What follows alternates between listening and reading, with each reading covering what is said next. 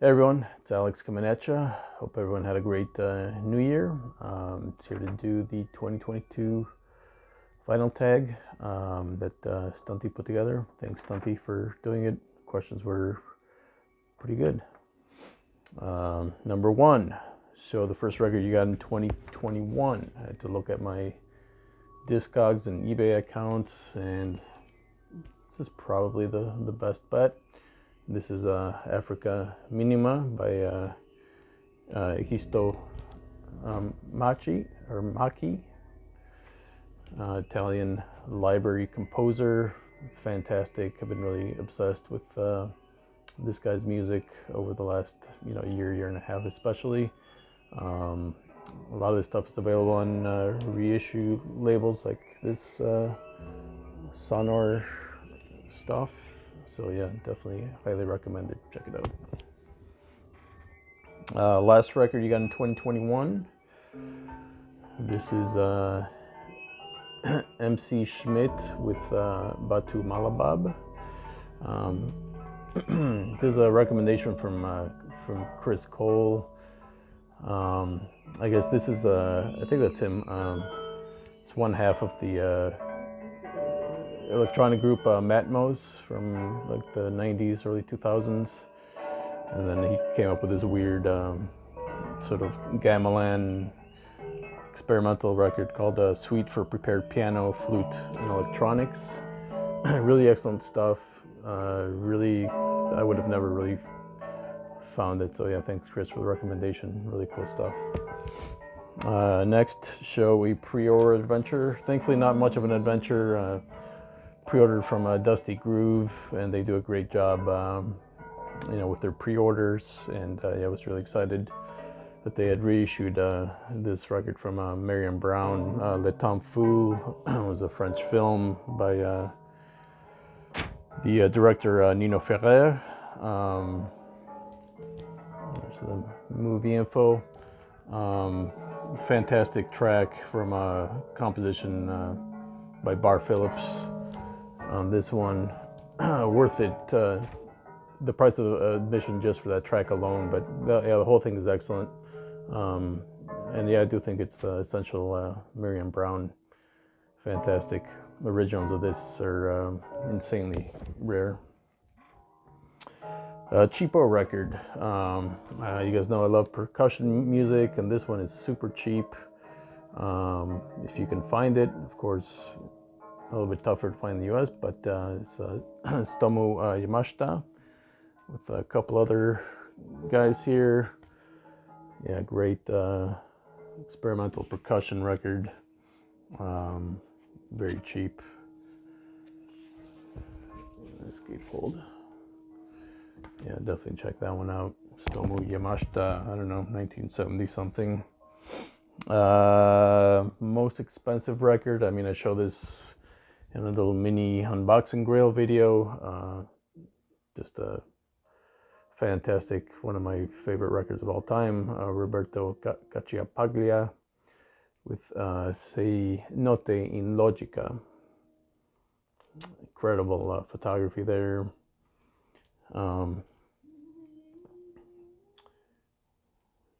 Yeah, not much I have to say. Just listen to this if you don't know it. There's a Wawa reissue. I don't know if it's still around, but seek this out.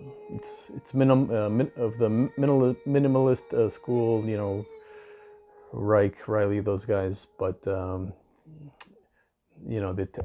this one in particular is super melodic, accessible, warm, just beautiful stuff.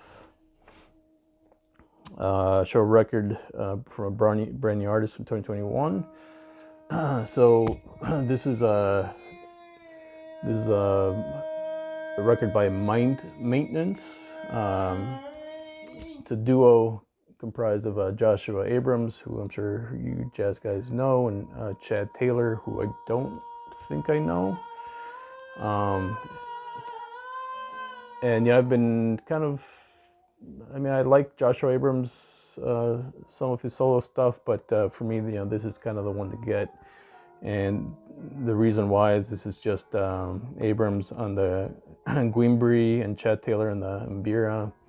the thumb piano. So it's just basically just a percussion fest, but super melodic and just stunning, absolutely beautiful. You know, just obviously hugely, you know, Afrocentric sounds, but you know, giving it their own flavor. Beautiful stuff. This is on strangely kind of on the Drag City label, but yeah, widely available. Check that one out. Excellent. Most out of my comfort zone. So this is the only other Goodwill find that I had in 2021. You know, kind of an interesting cover, but you know, you see a lot of sort of schlocky, you know, accordion and or like exploito type records, you know, at charity shops and Goodwills and stuff. But you know, this caught my eye because you know, it is Russian, and it's not only the accordion, but it's a specific type of accordion. It's like a mini accordion, Russian accordion called the bayan. And so yeah, obviously for a couple bucks I took a chance on it, and it's absolutely fantastic. There's actually like an original press from like 1956 or something on a small label called Angel Records, which is American. Yeah, really excellent stuff. Yeah, I mean, accordion not usually my thing, but yeah, this is really neat. Pride Dig of 2021. I mean, those of us that do dig a fair amount on the internet know that it's you know, it's much an art form and a game of chance and skill as you know, digging out at shops and other places. So got lucky and saw a photograph that Atomic Records, you know, which I talked about or I featured in my last video.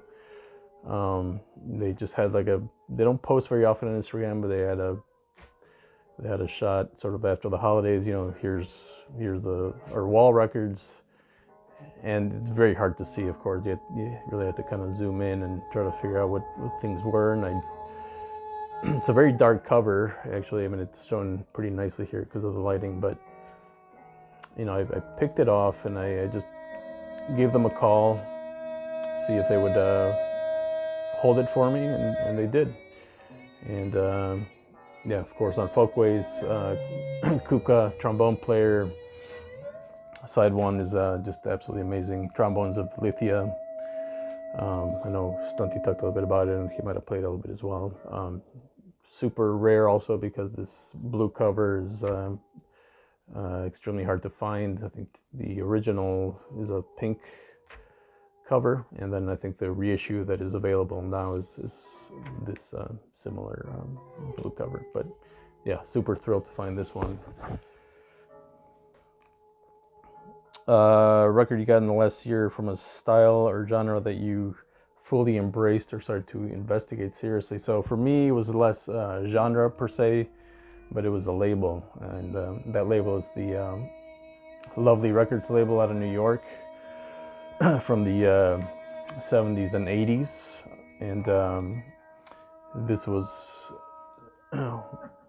one incredible record on that Lovely label. This is from 1983. This is Hélène Radig, the French experimental artist. This songs of Mirlepa. There's sort of Tibetan chants, there's electronics, there's Robert Ashley doing some poetry, just indescribable and indescribably beautiful stuff.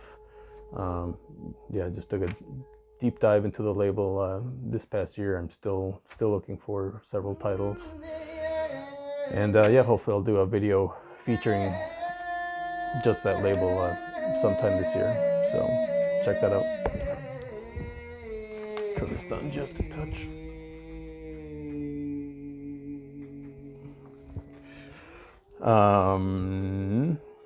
Coolest cover 2021 record that I played in one of the streams. This is Raed Yassin with Archival, and yeah, just a striking cover when I sort of saw that online. I had to investigate for sure, and then the gatefold is also pretty fantastic. Yeah, just an incredible melding of traditional Middle Eastern zither, double bass, synths, electronics, turntables. Just awesome. Dark. Check it out. Record from my teens. I don't think I got this last year. It was maybe 2 years ago, but have a nice original copy with the hype sticker of introducing, which just turned 25 last year. So yeah, just I've talked about that one, and of course a classic record shop cover. In fact, can't think of many album covers that feature people actually digging. It's pretty awesome. Most anticipated record of 2022. Obviously, I don't have it. So it looks like there's a Delia Derbyshire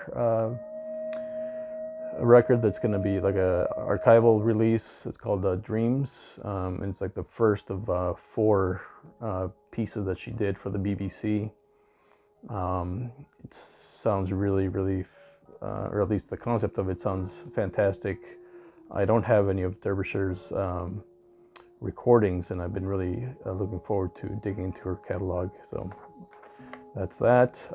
Show record you love, but I haven't given much love. Just one that I picked up in Austin a few months ago here in my latest dig. Sorry, a few weeks ago now. This is a Danish composer by the name of Else Marie Pade. It's called a compilation called Electronic Works, 1958 through 1955. So unlike Derbyshire, someone that really never got much of her due at all. And so, yeah, this is absolutely fantastic collection of her work. And I've only spun it a couple times, but it's a double LP with work spanning her whole career. Been looking forward to spending more time with that for sure. Record you got from your family. I've shown this before, but happy to show it again. The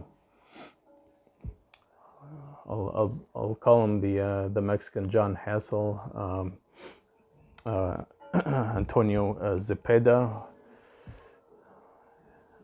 Basically a guy who immersed himself in the history and the music of pre-Hispanic peoples and instruments. There he is there in full face paint, and basically imagined what the music that they would have played, with these instruments would have sounded like. So it's a very imaginative and beautiful stuff. Of course, highly percussive, flutes, all those amazing pre-Hispanic sounds. Great record. It's from my dad. Survived one of the floods in his old house, but yeah, treasured and love it. Show a record, a Turning Point record that opened the Path Unknown. So this is what's been playing the whole time. I don't know if you can hear it much. So, through my exploration with jazz and improvised music and modern classical, eventually you run into the name Alvin Curran, and Don showed an MEV, Musica Electronica Viva record that he picked up in Rochester. Alvin Curran is one of the founding members, and this is his first record from, I think, 75, 75. Canti e vedute del giardino magnetico. the Electronic Garden, or songs and views from the Electronic Garden. So yeah, this really opened up, my ears to, music concrete, to field recordings, to the melding of these things, to, the idea that, music can have a much wider palette, and that electronic music can be organic and warm and engrossing,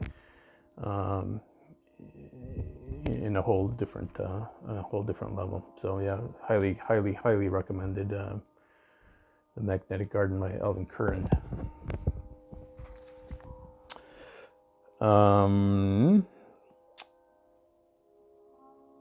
Oh, non-record purchase. Sorry, I'm gonna have to grab that real quick.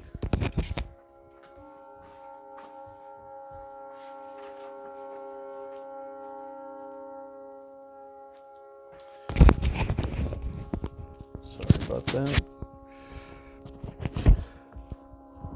So I grabbed this for $4. I grabbed this book. Highly recommended. Especially if you're curious or starting to investigate, non-Western, music, ethnographic music, or just have any kind of interest in this kind of stuff, non-Western and obsolete instruments. Just a very straightforward, but really well researched, book about instruments from around the world, and it's really well organized, sort of by stringed instruments and wind instruments in different parts of the world. Yeah, super cheap. Highly recommend that. A record from a band that you bypassed until recently. So I never, I've seen this cover many times. I always figured they were like a psych band, more like a rock band, from the 70s. And then I think Dom a few months ago showed this reissue on the Tazuni label. So I took a listen for the first time, and I was quite blown away. I mean, it's a wild ride, free improv, electronics, radio frequency oscillators, receivers, voice, santur, harmonica, sheet iron, tubas, trumpets, echo machines. I mean, it's a fantastic recording. Of course, the Taj Mahal Travelers, July 15th, 1972. Thanks. Awesome. Longest to file. Not sure how long I've been looking for this, but certainly seems for quite a while, and in part because ECMs generally are widely available. They're kind of everywhere, but of course there's a handful of ECMs that are much tougher to find, and that are were only pressed in Europe. And this is one that I knew I had been looking for a long time, and just didn't want to pay the prices that I was seeing. I figured eventually would turn up. So finally I found I think a seller that had one in the US. Yeah, much of it has been said, I think, about this one. Of course, featuring Don Cherry. Band leader here's Bengt Berger, Christer Bothen, Ulf Wallander. Just a great cast, beautiful stuff. Big band, sort of ethno-infused jazz from 1982.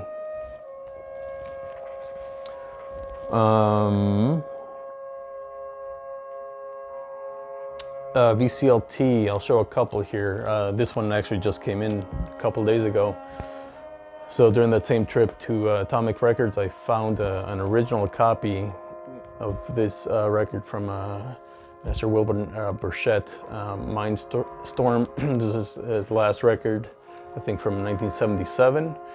You know, Dom asked me to pick it up for him, so I did, and I've shipped that to him. And in return, he sent me this excellent reissue on the Numero group. So thank you, Dom. Excellent record, and really happy to have a copy.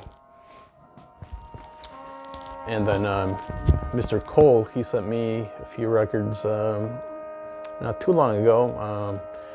I've been interested in Lou Harrison, exploring his stuff, so a timely gift. This one is several pieces here. Lou Harrison, you know, melded you know, Western, Eastern sounds. Yeah, really enjoyable. Excellent. Speaking of Mr. Cole, a record that you would like to send as VCLT. So this is a record that he recommended or showed a long time ago, Sound of Africa. I mean, it's like a weird sort of exploito kind of record. On the maybe the strangest thing about it is that it's on this Sphere label, which is sponsored by Betty Crocker magazine. I don't believe that they ever put anything else out. So it's sort of like a very obscure record, but it's absolutely a fantastic sort of percussion African record. None of the players are African. They're all, I think they're all American players.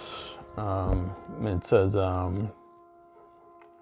yeah, it's called the Bacaro Percussion Group. It's Frank Shobi, Yeshua Israel, Robert Walton, a couple other guys.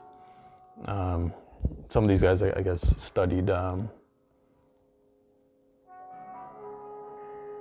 no, I guess, yeah, there's a Tanzanian player, I guess, who maybe is also involved with this project. Anyway, fantastic. I have another copy of this. Neither of them are in great shape, but they actually both sound really good. So I'll definitely be sending this to someone this year. Show a record that you bought not because of the main artist. I always get the question, you know, do you like Blue Note? Why don't you show any Blue Note? Where's your Blue Note? Well, here's a Blue Note. I don't mind Wen Shorter. I think he's a great player, but I don't have any of those records. But I picked this one up because of last track, side 2, Mephistopheles. Composition by Alan Shorter. Of course, Alan is also featured on here. This is the 70s repress on the blue label. Yeah, I don't think I would have picked up the record were it not for that track. It's absolutely a scorcher, fantastic. And yeah, no, unfortunately, Alan does not have all that many recordings. Of course, his other solo one, Orgasm, is fantastic, and I know that I've shown that one before. And lastly, a record that no one seems to have noticed. Well, you know, it is a pretty obscure record, but there's still copies around, and so I definitely encourage people to check it out. I just posted this on Instagram. Fantastic. Paysage Intérieur by Rémi Couvet. There is that sweet beard going on and sweater. This guy plays the hurdy-gurdy, or in France, I guess they call it a vieille roue. And it's Rémi Couvet on the hurdy-gurdy, and then Bernard Coutelan, I'm not familiar with him, on synths, and Jean-Marc Quillet on percussion. So really interesting. I mean, it's a beautiful, just incredible record. I mean, if you know the sound of the hurdy-gurdy, how deep it can be, and then add some percussive and electronic elements, incredible. check it out. All right, that's it. I'm out.